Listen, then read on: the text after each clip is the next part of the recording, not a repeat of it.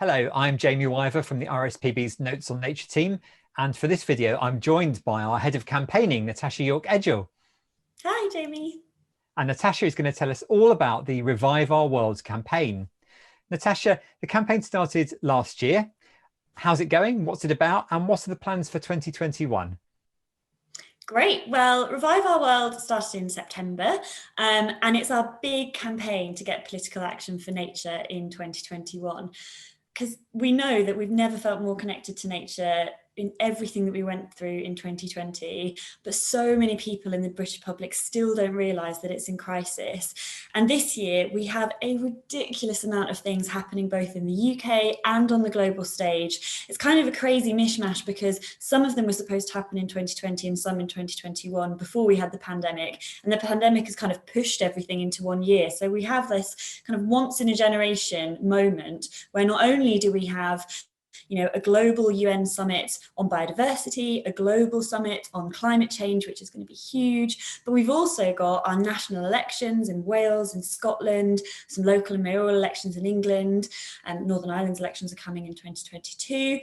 The UK is hosting the G7. We've just got a huge amount of stuff happening next year. They're all opportunities to basically make or break what happens for nature for the next decade.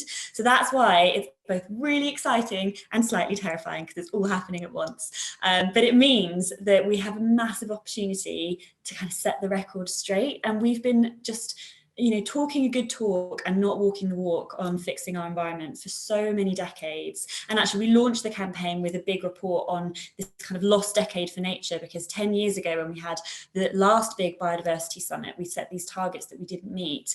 And that was really because nothing was set in stone in our laws in the UK. So the fact that actually, as we leave the EU, we've now got loads of new environmental legislation coming through in the UK that means that we can actually put all of that global ambition into our UK laws. We have so much more opportunity to actually make stuff stick.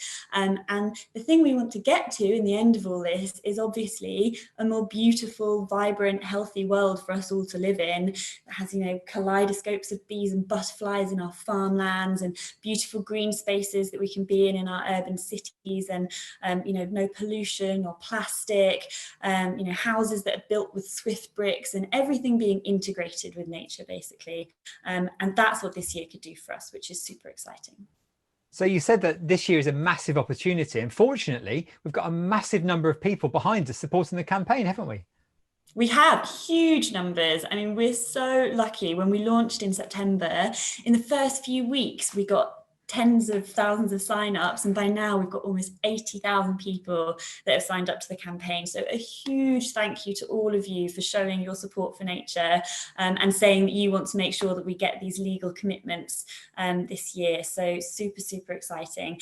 And actually our target is to get to 100,000 sign-ups by spring. So if you haven't done it yet, then please make sure you go to our petition and sign yourself up. And if you do, that's just like the first little stage in the campaign journey, because we've got so much coming up this year.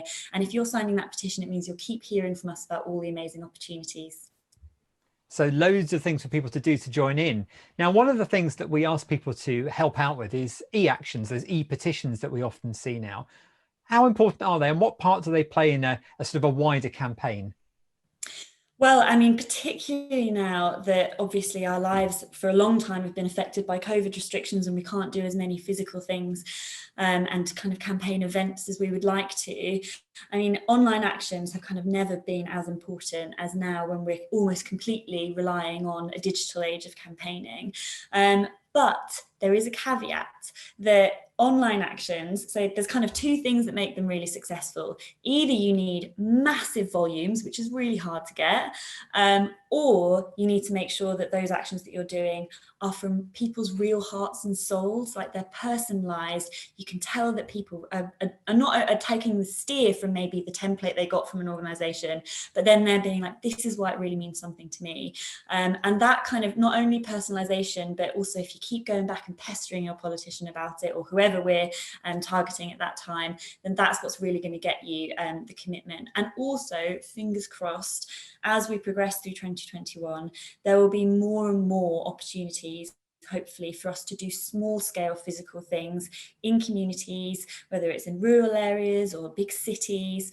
There'll be loads of things hopefully as we progress through the year and get closer to that big climate summit in November that actually is hosted in the UK. Again, it's in Glasgow.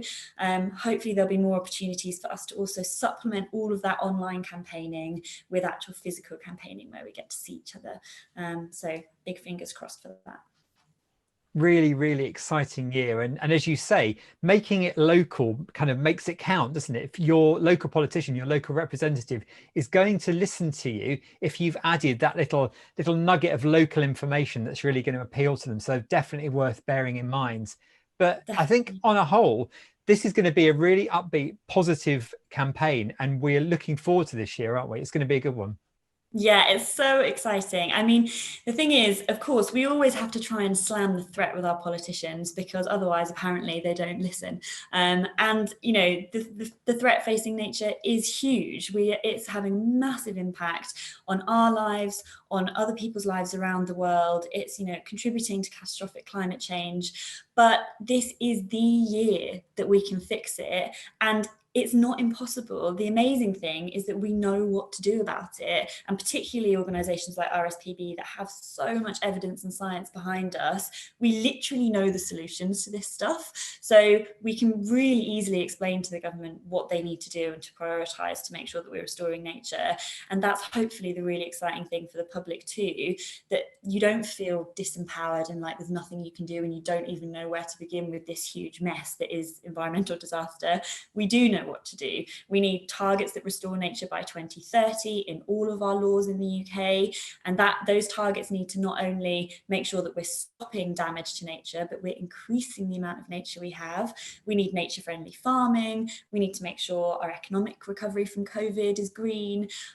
We need to make sure that those big global moments, make sure that our governments are being huge kind of ambitious leaders leading the way at the G7 and the Biodiversity Summit and the Climate Summit.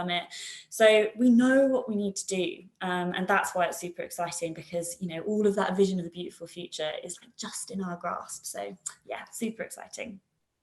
Thank you very much, Natasha. And you can find out more on our social media using the hashtag Revive Our World and on our website. Thank you. Thank you.